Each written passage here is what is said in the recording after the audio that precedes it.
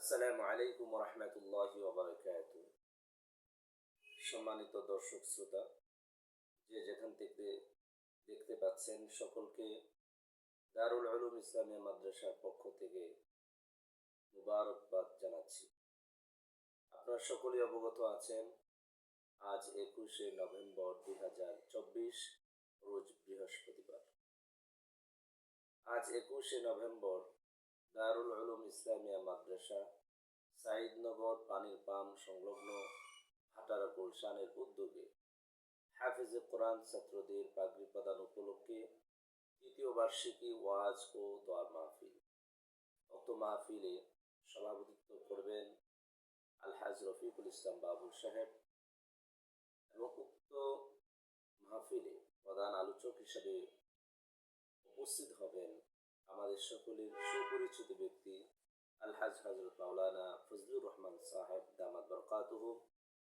উক্ত মাহফিলে পবিত্র কোরআন এবং হাদিস থেকে অত্যন্ত গুরুত্বপূর্ণ তাফসীর পেশ করবেন আন্তর্জাতিক খ্যাতিসম্পন্ন মুফাসসিরে কোরআন আল্লামা জহিরুল ইসলাম আল জাবিরি, খতিব বাইতুর রহমান জামে মসজিদ গুলশান, ঢাকা।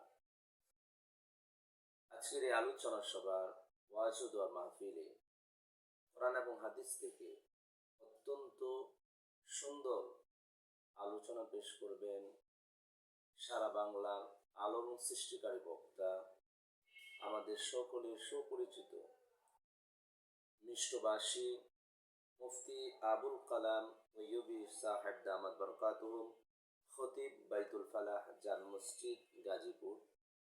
আলোচনা পেশ করবেন মুফতি দিদারুল ইসলাম গোপালগঞ্জ, মুফতি মোহাম্মদুল্লাহ আমিনী নারায়ণগঞ্জ, মুফতি আরিফ বিল্লাহ আল হুমায়দি, প্রতিষ্ঠাতা প্রিন্সিপাল দারুল কোরআন ও সুন্নাহ কেরানীগঞ্জ, ঢাকা, মুফতি হাবিবুল্লাহ জাদিদ, ইমাম ও খতিব নূর ইসমাইল নূর মসজিদ সাঈদনগর এবং অন্যান্য উলামায়ে কেরাম আলোচনা পেশ করবেন। সকলকে আজকের এই মাহফিলে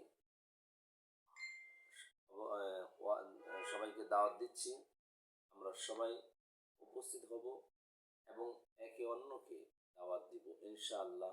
আল্লাহ তাআলা যেন আমাদের আজকের মাহফিলকে সুন্দরভাবে করার তৌফিক দান করে, সেজন্য সবার কাছে দোয়া চাচ্ছি এবং সকলের উপস্থিতি, যে যেখান থেকে আমরা দেখতে পাচ্ছি, সবার উপস্থিতি এবং সবার সহযোগিতা, দোয়া এবং ভালোবাসা চাচ্ছি। সবাই ভালো থাকুন, সুস্থ থাকুন।